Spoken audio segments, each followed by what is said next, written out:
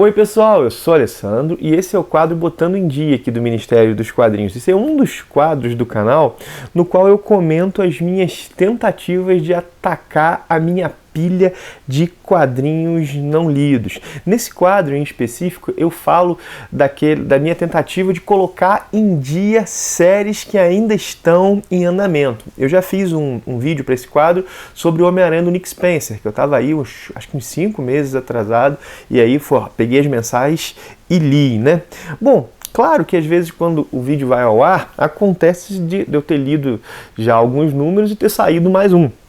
Mas assim, o que vale é a intenção. Inclusive no caso desse vídeo aqui, aconteceu isso. Terminei de ler, fiz o roteiro, aí chegou o número seguinte, né? Bom, do que eu vou falar? Eu vou falar hoje do Superman do Bendis. Os números 10, 11 e 12, ou seja, eu estava 3 meses atrasado. E essa é uma revista que eu tendo a ler assim que chega. Eu gosto bastante do Superman, né?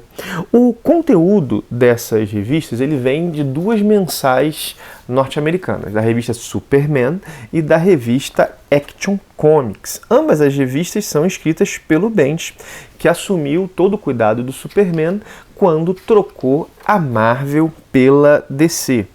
O começo da fase do Bendis foi contado numa minissérie chamada O Homem de Aço, que teve nos primeiros números da revista Superman, minissérie que eu achei lastimável, mas eu mesmo disse aqui que depois do término da minissérie, quando começou solta conteúdo das revistas Superman e Action Comics, a coisa melhorou bastante.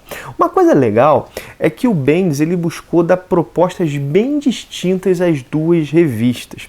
Superman, por exemplo, tem um escopo mais cósmico, fala sobre Krypton, sobre a Zona Fantasma, introduz um vilão capaz de matar o Superman, vilão que, em princípio, é o responsável pela destruição de Krypton no passado. Já Action Comics é mais street level, é focado em crimes e conspirações e numa trama que pega os bastidores do universo DC. Bom, nessas 3 edições aqui, nas edições 10, 11 e 12, nós vemos uma coisa importante, que é o retorno do Jonathan Kent. Quem é o Jonathan Kent? Não é o pai do Superman, não. É o John, o filho do Superman com a Lois, que na minissérie O Homem de Aço, o Bendis colocou para fora da vida do Superman. Vamos colocar assim, o Superman ficou isolado, sem a sua família. Na verdade, o Jonathan Kent estava no espaço com seu avô, o Jor-El, e agora, inclusive isso está nas capas, isso não é spoiler, ele volta envelhecido. Ele era um menino ali em torno dos 10 anos, alguma coisa desse tipo, e agora ele volta envelhecido. E essa questão do envelhecimento dos filhos dos super-heróis é um recurso muito comum, até para abrir caminhos para outro tipo de história, também por causa do passar dos anos. E é um envelhecimento que quase sempre é mágico, envolvido viagem no tempo, porque não pode envelhecer o personagem, o filho, e envelhecendo muito o personagem. Isso é um recurso muito, muito comum, é um dos grandes clichês dos quadrinhos de super-heróis. E aqui o Bendis utilizou esse mesmo recurso, e é quase certo que isso ia acontecer em algum momento. Mas eu achei, já falei isso no canal mais de uma vez, muito rápido essa decisão.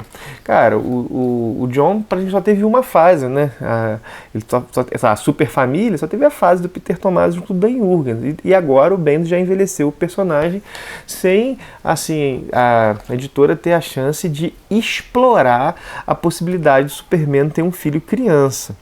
Bom, tinha como ser diferente? Tinha. Vamos ver, por exemplo, o Damian. Ele tá aí há mais tempo e ele não foi envelhecido ainda. Tudo bem que é bem diferente, mas ainda assim é um exemplo que dá pra gente pensar. Bom, além disso, cara, o John, ele cativou muitos fãs, muitos leitores gostaram, a personalidade dele é muito interessante. Inclusive, na Super Filhos, né, mensal que ele teve junto com o Damian, cara, muito legal a contraposição entre o filho do Batman e o filho do Superman. Bom, de todo modo, o estrago já foi feito, o personagem foi envelhecido. Agora a pergunta que cabe a gente fazer é, foi legal? Essa história do envelhecimento dele foi legal? Ao meu ver, não. Todo o lance da viagem, por exemplo, lá do comecinho, né, do Jonathan Kent ir para o espaço com o avô me soou muito pouco verossímil. O avô foi um vilão da fase anterior, né? Da fase anterior. Tudo bem, a Lois foi com o Jonathan, né? E outra coisa, só mais verossímil, ela volta para a Terra sem ter um meio de comunicação com o próprio filho. Tá certo, isso poderia acontecer, mas isso não é nada condizente com a maneira que essa superfamília estava sendo desenvolvida antes. Assim. Eles tiveram, sei lá, um surto de responsabilidade na relação com o filho. Até poderia ser assim, se isso tivesse sido encaminhado, mas foi totalmente abrupto. Além disso, há outro problema. O Jonathan Kent passou anos fora. Ele viveu situações muito traumáticas. Mas nada disso parece tê-lo afetado. Ele volta para a Terra de boa. Ele volta assim totalmente de boa para a Terra. E, assim, volta sorrindo, totalmente compreensivo. Eu não estou dizendo que eu queria que ele voltasse sangue nos olhos. Isso realmente seria a desconstrução total do personagem. Mas, ao menos, nessa história de retorno, é necessário ter algum impacto, né, esses anos que ele viveu longe. Bom, a história ainda não acabou, né? Vamos ver se algo dessa questão desses impactos aparece. Bom, vamos lá. Já Action Comics, a outra revista, né, a outra história, ela funciona melhor, ela está bem mais legal. Na história nós vemos uma organização que está atacando outras organizações. Que está atacando a Argus, que está atacando o culto do Cobra, vamos colocar assim, está atacando outros grupos assim. E essa organização é a Leviatã, né? Tá até aqui o nome. E assim, a impressão é que essa organização atacando outras organizações que estão tanto de um lado quanto do outro da lei, a impressão é que ela não quer ter rivais. A Amanda Waller e o Sam Lane são personagens importantes nessa trama. A história tem suas derrapadas. Por exemplo, a Lois contar para o pai que ela é casada com o Superman, né? Que ela dizendo que o Superman é o pai do seu neto. Ela não revelou a identidade secreta diretamente, mas cara, o Sam Lane não é burro, né? E ela, uma situação dessa, por exemplo, aqui, eu falo, cara, não sei se a pessoa tão inteligente quanto a Lois faria dessa maneira. Tá bom, de novo, é algo que talvez no desenrolar possa render coisa boa, mas não me pareceu tão verossímil. Na verdade, assim, uma coisa que eu reparo é que parece que o Bendis ele não consegue trabalhar muito bem o relacionamento da Lois com o Clark. Ou ao menos ele quer subverter esse relacionamento e colocá-lo em outras bases diferentes das que vinham sendo desenvolvidas até então. Só que isso soa estranho, isso tinha que ter uma passagem que é um pouco mais sutil, e até agora, ao meu ver, não tem, né? Mas como eu disse, ainda assim a história tem seus aspectos legais. É tipo uma história do Batman que tem o Superman como protagonista, isso pode render coisas muito legais.